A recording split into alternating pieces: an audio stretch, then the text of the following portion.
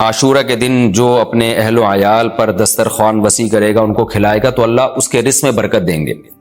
یہ روایت سند کے لحاظ سے کمزور ہے۔ بعض علماء کی رائے یہ ہے کہ اگرچہ کمزور روایت ہے مگر فضائل میں چلتی ہے، تو کوئی اچھی نیت سے دسترخوان وسیع کر دے، وسیع کر رہا ہے نا، کوئی یتیم کے منہ سے نوالا تو نہیں چھین رہا نا، کھلا ہی رہا ہے، تو اگر کوئی گھر والوں پہ اس دن اچھا کھلا دے گا تو اس میں کیا حرج ہے؟ بعض علماء کی یہ رائے ہے، وہ بھی اصحاب علم ہے۔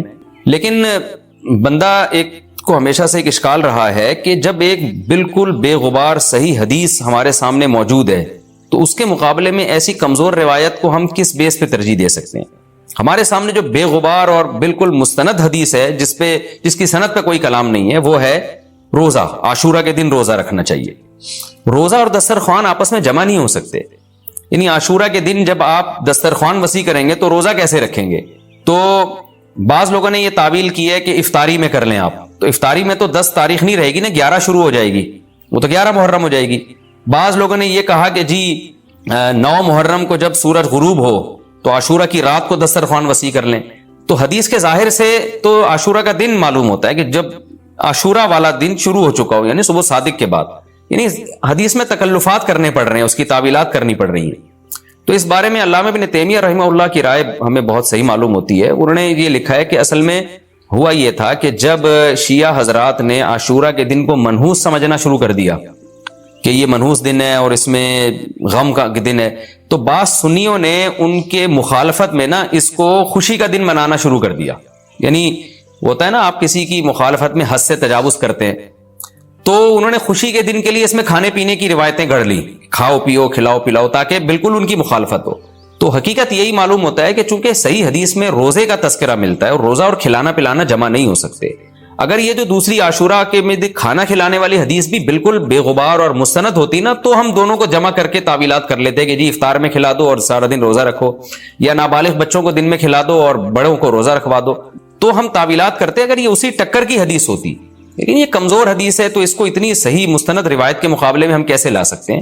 تو وہ ابن تیمیہ رحمہ اللہ کی بات کافی معقول معلوم ہوتی ہے کہ بعض شامی لوگوں نے یہ روایت کو گڑھا ہے صرف شیعہ لوگوں کی دشمنی اور مخالفت میں، کہ اس کو خوشی کا دن، تو عاشورہ کا دن تو نہ غم کا دن ہے نہ خوشی کا دن ہے، عبادت کا مقدس دن ضرور ہے، تو برکت کا دن ضرور ہے۔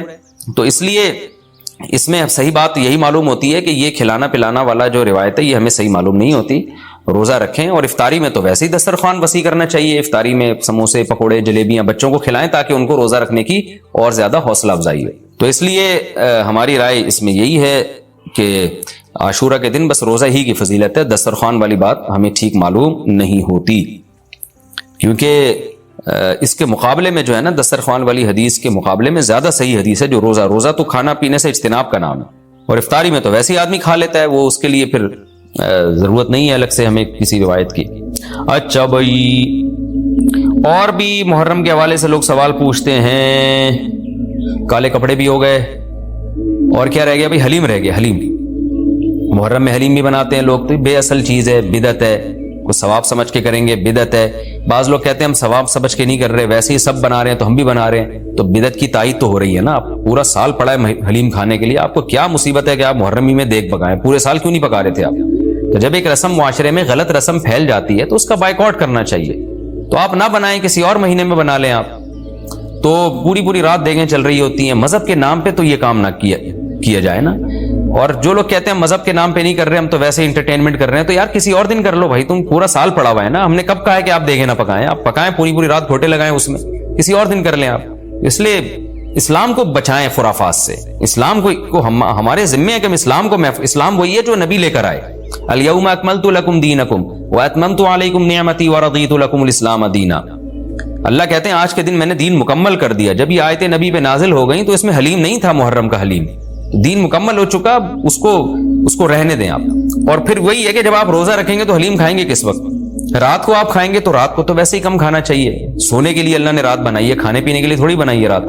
دن میں آپ نے روزہ رکھنا ہے، تو یہ روزے سے بھی میچ نہیں کر رہا یہ جو حلیم ہے نا، اس لیے اس سے اجتناب کریں، ایوائڈ کریں۔ جو گلی کے لونڈے لپاڑے بنا رہے ہوتے ہیں ان کو محبت سے سمجھا دیں، یار اگلے دن بنا لو، باز آ جائے ٹھیک ہے، نہیں تو پھر نکل لیں آپ پتلی گلی سے، الجھے نہیں لوگوں سے۔ تو یہ محرم کے حوالے سے کچھ باتیں تھیں بھائی۔ نبیل بھائی کوئی بات رہ تو نہیں گئی ہے آپ کے ذہن میں ہو تو بتا دیں، تاکہ یہ تو لوگوں نے جو سوال پوچھے تھے اس کے جواب تو میں نے دے دیا. آپ کے ذہن میں بھی کوئی سوال ہو تاکہ ٹاپک کمپلیٹ ہو جائے. محرم میں جھاڑو لگانا جائز ہے؟ جھاڑو سے کیا ہوتا ہے؟ یہ کہہ رہے ہیں وہ لوگ کہتے ہیں محرم میں جھاڑو نہیں لگانی چاہیے. اچھا, محرم میں مرثیے سننا اور غم منانا اور رونا, سینہ پیٹنا, نبی صلی اللہ علیہ وسلم نے تو گریبان چاک کرنے والوں پہ لعنت کی ہے. بخاری مسلم کی روایتیں موجود ہیں. لیس منا من شق الجیوب, جو گریبان پھاڑتا ہے وہ ہم میں سے نہیں ہے. تو یہ سینہ پیٹنا, نوحہ کرنا, نیاحہ پر تو بخاری مسلم کی صحیح احادیث موجود ہیں نوحہ پر کہ یہ حرام ہے, ناجائز ہے, اس لیے ہم اس کو جائز نہیں سمجھتے. ہم یہ کہتے ہیں کہ سیدنا حسین ابن علی رضی اللہ تعالیٰ عنہ کی تعلیمات کو فالو کریں. آپ تعلیمات تو زیرو ہیں ہم ان کی تعلیم. ان کی تو اتنی بڑی داڑھی تھی سیدنا حسین ابن علی رضی اللہ تعالیٰ عنہ کی, وہ تو سخی تھے, وہ تو غیرت مند تھے. آج ہمارے یہاں سے غیرت ختم ہو گئی ہے. بہنوں کی وراثتیں کھا کے بیٹھے ہوئے ہیں ہم لوگ, اور انہی وراثتوں سے عمرے بھی ہو رہے ہوتے ہیں وراثت کھا کے. تو گھر میں گھر والوں کو ٹائم نہیں دیتے, غربا مساکین کا خیال نہیں ہے, نماز تکبیر اولیٰ کی پابندی نہیں ہے. ان چیزوں کو فوکس کریں. حضرت حسین رضی اللہ تعالیٰ عنہ نے تو کربلا کے میدان میں بھی نماز نہیں چھوڑی, اور آج خواتین شاپنگ کرتی ہیں, نمازیں چھوڑ دیتی ہیں. کسی شادی میں جانا ہے, بس میں بیٹھے ہوئے نمازیں چھوڑ دیتے ہیں. تو اللہ کا واسطہ تعلیمات کو فالو کریں اہل بیت کی. تعلیمات کو فالو کیے بغیر ہمیں کچھ بھی حاصل نہیں ہوگا. تو وہ کسی شاعر نے بڑی پیاری بات کہی ہے نا, شرط ایما مصطفیٰ سے والہانہ پیار ہے, پیار لیکن پیروی ہے, پیروی دشوار ہے. مصطفیٰ صلی اللہ علیہ وسلم سے ایمان کی شرط ہے کہ آپ کو نبی سے بے پناہ محبت ہو, لیکن محبت کی دلیل کیا ہے کہ آپ فالو کتنا کرتے ہیں. تو اہل بیت سے محبت یہ ایمان کا حصہ ہے ہمارے. اس محبت کے بغیر آپ جنت میں نہیں جا سکتے. لیکن آپ میں محبت ہے یا نہیں ہے, یہ کالے کپڑوں سے یا سینہ پیٹنے سے پتہ نہیں چلے گا. اس کا پتہ اس سے چلے گا کہ آپ ان کو فالو کتنا کرتے ہیں. تو یہ چند احکامات تھے. لوگوں نے سوال پوچھے تھے مسائل میں, تو میں نے ان کے جوابات دے دیے. اور کچھ مسائل محرم کے حوالے سے اور بھی ہیں, پھر وہ بعد میں یاد آتے ہیں. ہاں, حلیم کو حلیم کہنا, یہ بھی ایک سوال تھا. لوگ کہتے ہیں کہ جی حلیم اللہ کا نام ہے, تو کھانے پینے کی چیز کو ہم حلیم کیوں کہتے ہیں؟ دیکھیں, جب اللہ کے لیے لفظ حلیم استعمال کیا جاتا ہے اس کا مفہوم کچھ اور ہوتا ہے. جب دیکھ کے لیے استعمال کیا جاتا ہے اس کا مفہوم کچھ اور ہوتا ہے. تو اس میں کسی کا تصور بھی نہیں جاتا کہ میں اللہ کا نام لے رہا ہوں. یہ بالکل ایسے ہی ہے جیسے اردو میں صلواتوں کا مفہوم کچھ اور ہے. ہم کہتے ہیں اتنی صلواتیں سنا کے چلا گیا, حالانکہ صلوات تو درود کو کہتے ہیں اور نماز کو بھی کہتے ہیں صلات. تو اب کیا یہ لفظ استعمال جائز نہیں ہوگا؟ ظاہر ہے جائز ہے. اردو میں اس کا مفہوم کچھ اور ہے, عربی میں اس کا مفہوم کچھ اور ہے. بلکہ بعض دفعہ ایک ہی زبان میں ایک لفظ دو مختلف معنوں کے لیے استعمال ہو رہا ہوتا ہے, تو اس میں کوئی بھی پابندی نہیں لگاتا. جاریہ عربی میں باندی کو بھی کہتے ہیں, جاریہ عربی میں کشتی کو بھی کہتے ہیں, اور جو ہے اس طرح کی اور بہت ساری مثالیں ہمیں ملتی ہیں کہ ایک ہی لفظ مختلف معنوں کے لیے استعمال ہو رہا ہے. عین عربی میں آنکھ کو بھی کہتے ہیں, عین عربی میں گھٹنے کو بھی کہتے ہیں, عین عربی میں جاسوس کو بھی کہتے ہیں, عین عربی میں چشمے کو بھی کہتے ہیں, عین عربی میں سورج کی ٹکیا کو بھی کہتے ہیں, عین عربی میں سونے کو بھی کہتے ہیں. تو اس طرح بہت سارے نام مختلف معنوں میں استعمال ہوتے ہیں. موسیٰ کا جو لفظ ہے عربی میں استرے کو کہتے ہیں, بلیڈ جس سے حلق کیا جاتا ہے نا, حاجی لوگ جو سر منڈواتے ہیں اس کو موسیٰ کہتے ہیں. حالانکہ موسیٰ جو ہے حضرت موسیٰ علیہ السلام کا نام بھی ہے. لیکن جو عربی جو جانتا ہے, جب وہ بلیڈ کے لیے موسیٰ کا لفظ استعمال کرے گا تو اس کے ذہن میں حضرت موسیٰ کا تصور ہی نہیں ہوگا. اور جب حضرت موسیٰ علیہ السلام کے لیے موسیٰ کا لفظ استعمال کرے گا تو بلیڈ کی طرف اس کا دماغ ہی نہیں جائے گا. تو اس لیے یہ بالکل مضبوط بات نہیں ہے کہ حلیم چونکہ اللہ کا نام ہے لہذا وہ دیکھ کے لیے استعمال نہ کیا جائے. جب اللہ کا نام ہے تو اس میں دماغ ادھر نہیں آتا دیکھ کی طرف. جب دیکھ کے لیے استعمال کیا جاتا ہے تو اللہ کی طرف ذہن نہیں جاتا. یہ بالکل ایک الگ الگ معنی میں استعمال ہوتا ہے. تو اس لیے اتنا تکلف نہیں کریں جتنی جو لا تشددوا فیشدد اللہ علیکم. صحیح حدیث ہے, اللہ نے نبی نے فرمایا اپنے اوپر خامخواہ کی پابندیاں مت لگاؤ ورنہ اللہ بھی لگانا شروع کر دے گا. اللہ بھی تمہارے اوپر پابندیاں لگائے گا. اللہ کیسے لگائے گا؟ یعنی اللہ بھی تمہیں مشکل میں ڈال دے گا. تو جتنا ہمیں اجازت دی گئی ہے اس کے اندر رہنا چاہیے ہمیں, اور خامخواہ میں ایسی کھود کریت کر کے اپنے اوپر پابندیاں لگواتے چلے جانا یہ مشکل ہو جائے گا نا. اب حلیم ہی مشہور ہو گیا ہے تو اب آپ اس کو کیسے دلیم بولیں گے؟ وہ کچھ اور نہ اٹھا کے دے دے آپ کو. تو اس میں کوئی حرج نہیں ہے کہ کیونکہ لغت بتاتی ہے, زبان بتاتی ہے کہ کس وقت کس لفظ کا کیا معنی ہے. اس میں کوئی حرج نہیں ہے اگر آپ یہ حلیم کو حلیم ہی کہیں, کوئی گناہ نہیں ہے انشاءاللہ اس میں. اچھا, بعض لوگ یہ بھی کرتے ہیں, یہ کسی نے سوال پوچھا ہے, یہ ہمارے کیمرہ مین نے ہی پوچھا ہے نبیل بھائی نے, کہ مجھے تو یقین نہیں آ رہا کہ ایسا بھی کرتے ہیں، لیکن یہ بتا رہے ہیں کہ بہت سارے سنی حضرات یہ کرتے ہیں کہ محرم میں امام بارگاہوں میں جا کے منتیں مانتے ہیں اور پھر اگلے سال ان منتوں کو پورا بھی کر رہے ہوتے ہیں جو بھی انہوں نے منتیں مانی ہوتی ہیں. تو دیکھیں یہ بھی حرام اور ناجائز عمل ہے.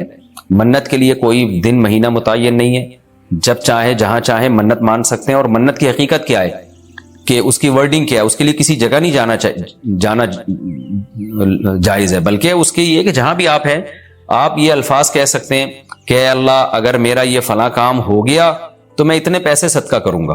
اے اللہ اگر میرا یہ فلاں کام ہو گیا تو میں اتنے روزے رکھوں گا. اے اللہ اگر میرا مریض ٹھیک ہو گیا یا میری بیماری ٹھیک ہو گئی تو میں اتنی رکعت نماز پڑھوں گا. اس طرح کی منتیں ماننا جائز ہے. اس کے لیے امام بارگاہ یا مسجد یا کسی مزار پہ جانا حرام ہے. خوب سمجھ لیں، یہ گھر بیٹھے بیٹھے ہو سکتا ہے، یعنی اس کا کوئی جگہ شریعت نے منت کے لیے متعین نہیں کی ہے. اسپیشل اس کام کے لیے آپ مسجد جا رہے ہیں کہ یہ سوچ کے کہ وہاں جا کے منت مانوں گا تو شاید منعقد ہوگی، ایسا نہیں ہے. منت کہیں بھی ہو جاتی ہے. ہاں کوئی مسجد میں نماز کی نیت سے جائے کہ 2 رکعت پڑھ کے اللہ سے دعا مانگوں گا تو ایک الگ بات ہے، اس کے لیے مسجدیں ہیں. تو مزار تو اس کے لیے بھی نہیں ہے، وہ تو وہاں تو بالکل ہی حرام ہے. تو اس لیے آپ بدعت کی تائید میں امام بارگاہ جاتے ہیں اور وہاں منتیں مانتے ہیں تو یہ حرام ہے، ناجائز ہے. اس سے منت پوری نہیں ہوگی بلکہ الٹا اللہ کی طرف سے عذاب آ سکتا ہے آپ کے اوپر، کیونکہ اللہ نے جو کام جس طرح سے بتایا اسی طرح سے ہوگا. تو منت کا اصل طریقہ کیا ہے کہ عبادت کی نظر، اس کو عربی میں نظر کہتے ہیں، نظر. تو قرآن نے کہا ہے کہ یوفون بالنذر ویخافون یوما کان شرہ مستطیرا. ہمارے نیک بندے جب کوئی نظر مانتے ہیں تو اس کو پورا کرتے ہیں. اللہ نے جب کام کر دیا تو وہ نظر پھر آپ پوری کریں. تو اس کا طریقہ کیا ہے کہ آپ گھر میں بیٹھیں جہاں بھی ہیں آپ زبان سے الفاظ دہرا دیں کہ اے اللہ اگر میرے مریض کو شفا مل گئی یا میں ٹھیک ہو گیا یا میں امتحان میں پاس ہو گیا تو میں اتنے پیسے صدقہ کروں گا یا کروں گی، یا اتنی رکعت نماز پڑھوں گا یا پڑھوں گی، یا اتنے روزے رکھوں گا یا رکھوں گی. اس طرح کی عبادت کی نظر ہوتی ہے، اس کے علاوہ نہیں ہوتی. بعض لوگ یہ نظریں مان رہے ہوتے ہیں کہ میرا یہ کام ہو گیا تو داتا دربار پہ اتنی دیگیں چڑھاؤں گا. یہ نظر پوری کرنا بھی حرام ہے. کام ہو بھی جائے تو دیگیں چڑھانا جائز نہیں ہے. بعض لوگ یہ کہہ رہے ہوتے ہیں کہ یہ کام ہو گیا تو امام حسین کے نام کی یا غوث اعظم کے نام کی اتنی دیگیں نکالوں گا. یہ سب غلط چیزیں. صدقے کی نظر ہوتی ہے اللہ تیرے نام پہ میں اتنے غریبوں کو کھانا کھلاؤں گا. یہ نظریں ہوتی ہیں صدقے کی، جو اللہ کے لیے ہوتا ہے صدقہ.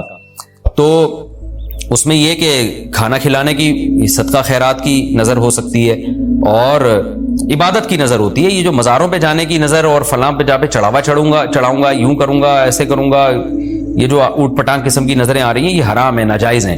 اس کی کوئی حیثیت نہیں ہے شریعت میں. ان کو پورا کرنا بھی واجب، نہ صرف یہ کہ واجب نہیں ہے بلکہ جائز ہی نہیں ہے. تو گھر بیٹھے بیٹھے جب چاہیں آپ نظر مان سکتے ہیں. زبان سے کہیں گے تو نظر ہوگی، دل میں نہیں ہوتی. لیکن شریعت نے منت ماننے کو بہرحال پسند نہیں کیا ہے. نبی صلی اللہ علیہ وسلم نے فرمایا کہ جو نظر مانتا ہے نا وہ تقدیر کو تو نہیں ٹال سکتا، اللہ اس کے ذریعے کنجوس سے پیسہ نکلوا دیتے ہیں. یعنی تقدیر میں بیماری ٹھیک ہونا ہوگی تو ہو جائے گی، کامیابی ہوگی تو ہوگی، وہ تو. لیکن کیا ہوتا ہے کہ بندہ ٹھیک ہو جاتا ہے اور جو آدمی کبھی صدقہ نہیں کرتا اس بہانے اس کی جیب سے، کنجوس کی جیب سے پیسے نکل جاتے ہیں. ویسے تو دے نہیں رہا تھا صدقہ تو اللہ نے بیماری میں ڈال دیا، چل اب منت مان تاکہ میں بیماری ٹھیک کروں اور تو اب پیسے نکال یہاں سے. تو کنجوسوں کے ذریعے، کنجوسوں کا پیسہ نکلوانے کے لیے یہ کام ہوتا ہے. بے نمازیوں کو نماز پڑھوانے کے لیے، جو روزہ نہیں رکھتے ان کو روزہ رکھوانے کے لیے. تو اس حدیث سے پتہ چلتا ہے کہ منت اور نظر کو جائز ہے لیکن پسند نہیں کیا گیا. علماء نے اس کی وجہ بیان کی ہے کہ یہ ایک طرح سے نا اللہ سے ایک طرح کا مقابلہ چل رہا ہے کہ اللہ میرے مریض کو یا مجھے ٹھیک کر دے تو میں اتنے روزے رکھوں گا. یعنی بارگیننگ ہو رہی ہے اللہ تعالیٰ سے کہ اگر نہیں ٹھیک کیا تو میں نہیں رکھتا، جا بھائی. اے اللہ اگر میں پاس ہو گیا نا تو میں 1 لاکھ روپے صدقہ کروں گا، اگر نہیں ہوا تو ہم بھی صدقہ نہیں کر رہے. تو ایک طرح کا نا مقابلہ چل رہا ہے. عبدیت یہ ہے کہ اللہ تو مجھے پاس کرے گا تو بھی 1 لاکھ روپے دوں گا، نہیں کرے گا تو بھی 1 لاکھ روپے دوں گا، اس لیے کہ میں تو تیرا بندہ ہوں. لیکن تو مجھے ویسے ہی پاس کر دے امتحان میں، چاہے میں لاکھ دوں یا نہیں دوں، میں تو تیرا بندہ ہوں، میں تو فقیر ہوں. فقیر بارگیننگ تھوڑی کرتا ہے. سیٹھ صاحب آپ نے مجھے اگر 100 روپے دیے نا تو میں بھی آپ کا فلاں کام بنا دوں گا. فقیر کہتے ہیں اللہ کے نام پہ 100 روپے دے دو، میں فقیر پھٹا پرانے کپڑے میرے، میں کیا کروں گا یار آپ کے لیے. تو اللہ سے بھی بھکاریوں کی طرح مانگنا یہ اللہ کو زیادہ پسند ہے. منت ماننا بھی جائز ہے لیکن پسندیدہ کام نہیں ہے. ہاں جس طرح سے امام بارگاہوں میں یا مزاروں میں جا کے منتیں مانی جا رہی ہیں وہ بالکل حرام ہے، بالکل ناجائز ہے. اور اس کے لیے محرم کا دن متعین کرنا یہ سمجھ کے کہ اس میں منت زیادہ پوری ہوگی یہ بھی حرام ہے، ناجائز ہے اور بدعت کی تائید ہے. اس سے آپ سب لوگ اجتناب کریں، اس سے گناہ ملتا ہے. اچھا یہ بھی محرم کے حوالے سے سوال پوچھا جاتا ہے جی، کیا قربانی کا گوشت محرم سے پہلے ختم کرنا ضروری ہے؟ عاقب شاہ دبئی سے پوچھتے ہیں جی، کچھ لوگ کہتے ہیں قربانی کا گوشت محرم سے پہلے ختم ہو جانا چاہیے، کیا یہ بات صحیح ہے؟ نہیں، ایسا کچھ نہیں ہے، قربانی کا گوشت آپ پورے سال چلا سکتے ہیں اگر محفوظ رکھ رہے ہیں، لیکن وہی ہے کہ کھا لیں جلدی تو اچھی بات ہے، تازہ تازہ گوشت کھا لیں۔ محرم میں بھی بہت 2 مہینے ہو جاتے ہیں، تاخیر ہو جاتی ہے، تو اس لیے بہتر یہی ہے کہ پہلے کھا کے ختم کریں، لیکن اگر کوئی محفوظ بھی رکھتا ہے تو کوئی گناہ اس میں نہیں ہے۔ اچھا ایک اور سوال سبیلوں کے حوالے سے پوچھا جاتا ہے کہ محرم میں سبیلیں لگانا، ان سبیلوں سے پانی پینا، تو دیکھیں وہ بھی شیعہ حضرات کا مسلک ہے، ان کا کانسیپٹ ہے کہ وہ حضرت حسین کے نام کی سبیلیں لگاتے ہیں۔ میں بار بار کہہ رہا ہوں کسی کو چھیڑے نہیں، اپنا مسلک چھوڑے نہیں، دوسرے کو چھیڑے نہیں، یہ میں اہل سنت والجماعت کے لیے مسائل ریکارڈ کروا رہا ہوں کہ ہمارے لیے کسی بھی چیز کے جائز اور ثواب ہونے کے لیے دلیل کی ضرورت ہے، دلیل قرآن و سنت ہے، صحابہ ہیں، تو ہمیں نہ اہل بیت سے اس کا کوئی ثبوت ملتا ہے، نہ صحابہ سے، نہ قرآن و سنت سے کہ محرم میں صحابہ نے سبیلیں لگائیں۔ حضرت حسین رضی اللہ تعالیٰ عنہ کی شہادت کے بعد اہل بیت میں سے کسی نے سبیلیں لگائی ہوں یا انہوں نے سبیلیں لگانے کا حکم دیا ہو، کہیں بھی نہیں ملتا۔ یہ عمل بھی بدعت ہے، ناجائز ہے، اس سے اجتناب کریں۔ اور ایک عجیب بات ہے، کبھی آپ اس کو غم کا مہینہ کہتے ہیں اور کالے کپڑے پہنتے ہیں اور سبیلیں لگا کے لوگوں کو شربت پلا رہے ہیں، تو یہ تو خوشی کے موقع پہ ہوتا ہے نا، خوشی کے موقع پہ کھلایا پلایا جاتا ہے، تو یہ ایک کنفیوژن ہے کہ یہ خوشی منا رہے ہیں کہ غم منا رہے ہیں، تو کھلانا پلانا خوشیوں کے موقع پہ ہوتا ہے، تو اس لیے آپ ان چیزوں سے اجتناب کریں، نہ سبیل لگائیں، نہ اس پہ کھڑے ہو کر پانی پئیں، جو لگا کے بیٹھا وہ اس کو چھیڑے نہیں، آپ تنگ نہ کریں، وہ اس کا مسئلہ ہے، اس کو چھوڑ دیں۔ دنیا میں بہت سارے فرقے ہیں، کس کس کو آپ قابو میں کریں گے؟ ملک میں انارکی پھیلتی ہے، ملک میں فسادات ہوتے ہیں، کسی سے نفرت کرنے کی ضرورت نہیں ہے، کسی کو ٹاؤنٹنگ کرنے کی ضرورت نہیں ہے، طنز تانے کی ضرورت نہیں ہے، جو لگا کے بیٹھا ہوا ہے لگائے، جو پی رہا ہے اس کو پینے دیں، چھیڑے نہیں۔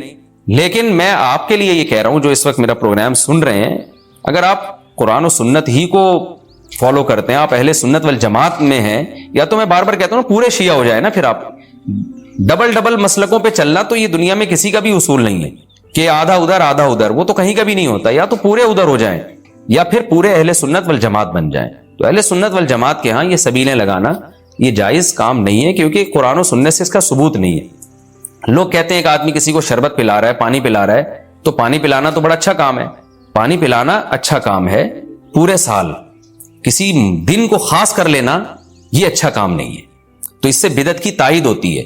تو اگر کوئی پیاسا آپ کو نظر آتا ہے تو محرم میں ہو تو محرم میں بھی پلائیں، سفر میں ہو تو سفر میں بھی پلائیں، لیکن کوئی پیاسا نہیں ہے تو جیسے آپ پورے سال سبیلیں نہیں لگاتے تو محرم میں بھی نہ لگائیں آپ، کیونکہ اگر آپ پورے سال نہیں لگاتے محرم میں لگا رہے ہیں تو اس کی علامت ہے آپ اس مہینے کو سبیل کے حوالے سے خاص ویلیو دے رہے ہیں، اس ویلیو کی آپ کے پاس قرآن و سنت سے دلیل ہونی چاہیے۔ دلیل نہیں ہے تو ہمارے پاس دلیل ہے، نبی صلی اللہ علیہ وسلم نے فرمایا من احدث فی امرنا ھذا ما لیس منہ فہو رد وفی روایت فہو مردود، جو ہمارے دین میں کوئی بھی نئی چیز لے کر آئے گا نبی نے فرمایا وہ مردود ہے، ہم نہیں اس کو ایکسیپٹ کریں گے۔ تو اس لیے بھائی ہم تو اس حدیث کو فالو کرتے ہیں، تو کائنڈلی آپ حضرات سے گزارش ہے، ہاں کوئی پورے سال سبیل لگا کے بیٹھا ہو تو وہ محرم میں بھی لگا لے، کیوں؟ وہ اس لیے کہ وہ محرم کو الگ سے فضیلت نہیں دے رہا سبیل کے حوالے سے، بلکہ وہ کہہ رہا ہے بھائی میں تو پورے سال لوگوں کو پانی پلاتا ہوں تو محرم میں بھی پلا رہا ہوں، میں تو پورے سال شربت پلاتا ہوں تو محرم میں بھی پلا رہا ہوں۔ لیکن ایک آدمی سال کے 11 مہینے نہیں پلاتا، صرف محرم میں سبیل لگا کے بیٹھا ہے، اس کا مطلب وہ اس مہینے کو سبیل کے حوالے سے زیادہ ویلیو دے رہا ہے۔ اس ویلیو کے لیے میں نے کہا دلیل چاہیے، دلیل آپ کے پاس اگر نہیں ہے تو پھر وہ حدیث ہے جو ہمارے دین میں نئی چیز ایجاد کرے گا تو وہ چیز مردود ہے، اس لیے اس عمل سے بھی اجتناب کریں۔ دیکھیں جنت میں جانے کے لیے ہمیں وہ کام کرنے پڑیں گے جو اللہ رسول نے بتائے ہیں، اور اس میں اپنی طرف سے ایڈیشن کرنا یہ ناجائز ہے، اس عمل کو شریعت میں بدعت سیئہ کہا جاتا ہے۔ اللہ تعالیٰ ہماری حفاظت کرے۔ آپ صلی اللہ علیہ وسلم کو حقیقت میں اطلاع ملتی کہ آپ شہید ہو گئے تو کیا آپ نہ روتے؟ آپ صلی اللہ علیہ وسلم کو اپنی نواسی آپ کی گود میں تھی، اس کا انتقال ہوا، آپ کی آنکھوں سے آنسو جاری ہوئے۔ صحابہ نے کہا یا رسول اللہ آپ تو ہمیں صبر کی تلقین کرتے ہیں، آج آپ رو رہے ہیں، تو فرمائیے اللہ کی رحمت ہے، یہ تو اللہ کی رحمت ہے بھائی، اولاد ہے میری۔ تو کیا جب حضرت وہ جو آپ صلی اللہ علیہ وسلم کی نواسی کا انتقال کی تاریخ آئے گی تو ہم سب روئیں گے بیٹھ کے؟ بولو نا بھائی، تو کہاں کی کہاں لگا دیتے ہیں۔ دیکھو ہر بدعت کو جائز کرنے کے لیے نا کچھ دلیل ہر ایک کو مل جاتی ہے۔ تو میں بار بار کہتا ہوں جو شیعہ حضرات ہیں ان کا مسلک ہے، وہ تو صحابہ کو نہیں مانتے، تو ان کا جو مسلک ہے ان کو کرنے دیں، ان کے کام میں ٹانگ نہ اڑائیں۔ نہ ان سے بحث کریں، نہ ان کے کام میں ٹانگ اڑائیں. بولے بھائی آپ کا مسلک ہے آپ کریں. میں کہتا ہوں جو سنی لوگ ہیں جن کے اصول ہی الگ ہیں ان سے، وہ یہ سب کیوں کر رہے ہیں؟ بھائی یا تو ادھر ہو جاؤ، شیعہ بن جاؤ. کس نے روکا ہے؟ کوئی گورنمنٹ کی طرف سے پابندی تھوڑی ہے، کوئی پابندی نہیں ہے. آپ شیعہ بن جائے کوئی نہیں روکے گا آپ کو. کوئی شیعہ سنی بننا چاہے اسے کوئی نہیں روکتا، کوئی سنی شیعہ بننا چاہے اسے کوئی نہیں روکتا. لیکن جب آپ سنی ہیں تو پھر آپ کو ان اصولوں پہ چلنا پڑے گا جو اہل سنت والجماعت علماء نے بتائے ہیں. اہل سنت والجماعت کے ہاں رونا عبادت نہیں ہے. ہاں آپ نے کسی دن کربلا کا واقعہ سنا، چاہے محرم میں سنا، ربیع الاول میں سنا، حضرت حسین رضی اللہ تعالیٰ عنہ کی ایک جو دردناک شہادت کا واقعہ آپ نے سنا، آپ کو رونا آ گیا، تو یہ عین ایمان کی علامت. میرے بیان اب ویڈیو ریکارڈ ہوتے ہیں، پہلے ریکارڈ نہیں ہوتے تھے، آڈیو چلتے تھے. تو میں نے 2 دفعہ زندگی میں پہلی دفعہ جب یہ واقعہ بیان سنا، بیان کے دوران میں بھی رو رہا تھا اور سننے والے بھی رو رہے تھے. نیچرلی آ گیا رونا. پھر دوبارہ میں نے یہ واقعہ بیان کیا، مجھے بھی رونا آ گیا اور سننے والوں کو بھی آ گیا. یہ نیچرل جو آ گیا آ گیا. لیکن اگر میں اس لیے بیٹھوں کہ میں روؤں، آج میں پروگرام ہے باقاعدہ، بولو بھائی، رونے کا، اور آپ کو بھی رلاؤں گا. اور وہ محرم کا واقعہ میں اگر ربیع الاول میں بیان کروں گا تو رونا آ گیا مجھے. تو جو خود سے کسی کا واقعہ سن کے رونا آ جائے اس پہ پابندی نہیں ہے، بلکہ اہل بیت سے محبت کی علامت ہے. لیکن یہ واقعہ جب ہم نے بیان کیا حضرت حسین کا تو مجھے رونا آیا. بالکل اسی طرح رونا جب حضرت عثمان کا واقعہ بیان کیا تو بھی آیا. ظلم تو ان پر بھی ہوا تھا، کوئی کم تھوڑی ہوا تھا. بلکہ مجھے یاد ہے جب میں نے پہلی دفعہ نبی صلی اللہ علیہ وسلم کی سیرت پڑھی، بالکل چھوٹا بچہ تھا میں اس وقت، میری عمر 9 یا 10 سال ہوگی، اور وہ آپ صلی اللہ علیہ وسلم کی وفات کا واقعہ لکھا تھا. تو اتنے بچے میں تو اتنی سمجھ نہیں ہوتی، لیکن جب مجھے یاد ہے میں پڑھ رہا تھا تو مسلسل آنکھوں سے آنسو بہ رہے تھے. ایسا دردناک واقعہ نبی صلی اللہ علیہ وسلم کی وفات کا. تو وہ تو کسی کے بھی وفات کی خبر جب ہم سنتے ہیں تو نیچرلی رونا آتا ہے انسان کو. کبھی وہ انسان کوشش تو برداشت کرنی چاہیے. لیکن اب ہمارے ہاں واقعات سنا کے باقاعدہ رونے کے پروگرام ہوتے ہیں. یہ اسلام کی تعلیمات نہیں ہے، یہ اسلام کی تعلیمات نہیں ہے. کیونکہ اسلام میں صبر کا حکم ہے. جو خود سے رونا آ جائے نا انسان کو تو وہ ایک نیچرلی ہے. اور کربلا کا واقعہ صرف اس نیت سے بیان کرنا کہ تاکہ میں بھی روؤں آپ بھی رو، یہ غلط ہے. یہ اہل سنت والجماعت کے ہاں یہ اسلامی تعلیمات کے منافی ہے. سمجھ میں آ رہی ہے بات کہ نہیں آ رہی؟ اور کسی مخصوص دن کے ساتھ تو ویسے بھی خاص نہیں ہے یہ. اور ویسے بھی شریعت میں صحیح بخاری مسلم کی حدیث ہے، آپ صلی اللہ علیہ وسلم نے نوحہ کرنے والی عورتوں پہ لعنت. نیاحہ کہتے ہیں چیخنا، چلانا. آپ کو پتا ہے زمانے جاہلیت میں جب کسی کی میت ہوتی تھی تو باقاعدہ پیسے دے کے عورتوں کو رلوایا جاتا تھا. پیسے دے کے. آج بھی بہت جگہوں پہ یہ ہو رہا ہے، پیسے دے کے رلوایا جاتا ہے. تو نبی نے تو ان عورتوں پہ لعنت کی ہے جو فری میں روتی ہیں، پیسے دے کے نہیں، جو فری میں میت پہ روتی ہیں. اور چیخ چلا کے رونا تو ویسے ہی حرام ہے اسلام میں. میت پہ جب بھی نبی صلی اللہ علیہ وسلم روئے ہیں آپ کی آنکھوں سے آنسو، بس چیخ چلا کے نہیں روئے ہیں. حضرت جعفر طیار بھی تو اہل بیت میں سے تھے. جب شہید ہوتے ہیں آپ کی 4 جوان بیویاں بیوہ ہوتے ہیں، چھوٹے چھوٹے بچے یتیم ہو جاتے ہیں، تو ان کی بیویاں جب روتی ہیں تو گھر سے باہر آواز آتی ہے. آپ نے پہلی دفعہ سمجھایا جا کے کہ ان سے بولو اپنی آوازوں کو پس کرو. جب دوبارہ تو آپ نے فرمایا منہ پہ خاک پھینک دو جا کے. حالانکہ ان کا جو رشتہ حضرت جعفر طیار سے تھا وہ ہمارا نہیں ہے، ہم تو بہت دور کے ہیں. اہل بیت سے جو جتنا ان کی بیویوں کا رشتہ ہے اتنا تو ہمارا نہیں ہے نا. ان کو چیخ کے رونے کی اجازت نہیں دی. اور آج ہمارے ہاں کیسے ہوتا ہے، ہاں ہاں ہو چیخ رہے ہیں، پیٹ رہے ہیں. گریبان چاک کرنا اسلام میں حرام ہے روتے ہوئے. گریبان چاک کرنا اس پہ لعنت ہے نبی صلی اللہ علیہ وسلم کی. تو آج گریبان بھی چاک ہو رہا ہے، رو بھی رہے ہیں، پیٹ بھی رہے ہیں. تو بھائی وہ شیعہ حضرات کا ایک مسلک ہے، ان کی رائے ہے، ان کو ان کی رائے پہ چلنے دو. آپ جو اہل سنت والجماعت کو فالو کرتے ہو تو یا تو ادھر ہو جاؤ یا ادھر ہو جاؤ، درمیان میلہ لٹکو. درمیانی آدمی کہیں کبھی نہیں ہوتا. درمیان کی جو جنس ہے وہ کہیں کی ہوتی ہے. وہ بیچارہ نہ مرد سے شادی کر سکتا ہے نہ عورت سے. وہ کہتا ہے یا اللہ اگر مجھے آپشن دیتا یا تو ادھر کر دیتا یا وہ تو ایک اللہ نے آزمائش بنا دی اس کو بیچارے کو. وہ آزمائش ہے، اسی آزمائش پہ اس کو قیامت کے دن اجر ملے گا. لیکن اپنے اختیار سے انسان بیچ کا بننے کی کوشش کرے یہ ٹھیک نہیں ہوتا. اپنے اختیار سے یا تو شیعہ بن جاؤ یا پورے سنی بن جاؤ. تو اہل سنت حدیث کی کتابوں کو فالو کرتے ہیں، اور جو ہماری بخاری مسلم ہے شیعہ حضرات نہیں مانتے ان کتابوں کو، وہ نہیں فالو کرتے ان کو. تو ہم تو ان کو فالو کرتے ہیں. اگر آپ کہتے ہو میں نہیں مانتا ان حدیثوں کو تو پھر بہت ساری چیزیں اور بھی ہیں وہ بھی چھوڑ دو. پھر آپ समझ में आ रही है बात, फिर वो भी छोड़ दो। तो हम तो इन किताबों को फॉलो करते हैं। हमारे नबी सल्लल्लाहु अलैहि वसल्लम के हकाम है, मैयत पे रोना पीटना मना। जब हजरत हुसैन रजी अल्लाह ताला अन्हु का कत्ल हुआ है करबला में, और यकीनन ये बहुत बड़ा बदतरीन जुल्म था तारीख का, तो हजरत जो आपके अहले बैत जो बाकी बच गए थे उनका क्या रिएक्शन था, जो सही असनाद से जो चीजें साबित हैं उनका क्या रिएक्ट था? क्या इमाम ज़ैनुल आबिदीन ने इस तरह से नोहे किए थे कि आपने सीनों को पीटा था? उन्होंने सब्र किया था उन्होंने और यही अहले बैत की शान थी।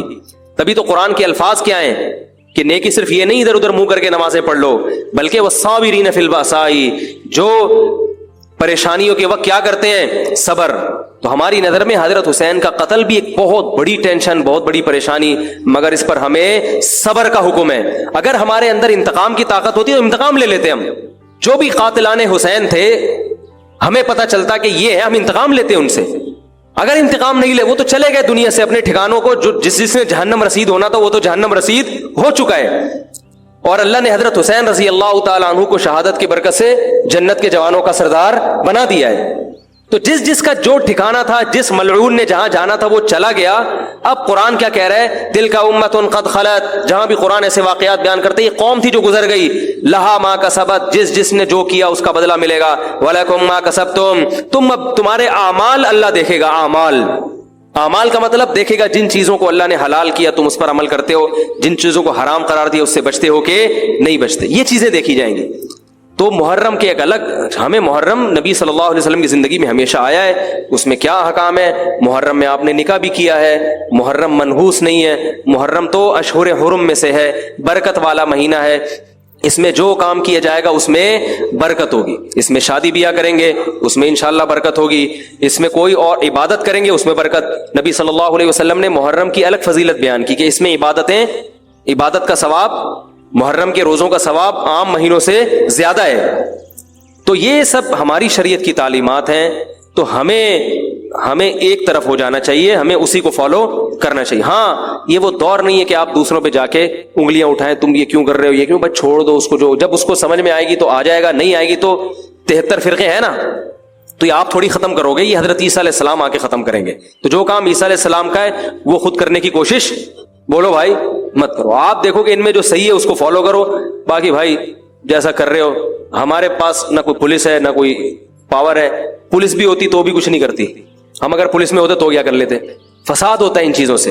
अफगानिस्तान में जब तालिबान की हुकूमत थी, तो भाई कौन सी वाली घड़ी सही है, मेरी घड़ी में तो क्या टाइम हो रहा है, तो कभी आगे चलिए, अच्छा फिर अभी बस अजान होने वाली है, ठीक है बता। तो क्या कह रहा था यार मैं, वहां अफगान तालिबान की जब हुकूमत थी 5 साल, तो उन्होंने भी शिया की इमाम बारगाह को खत्म नहीं किया था। समझ रहे बात को?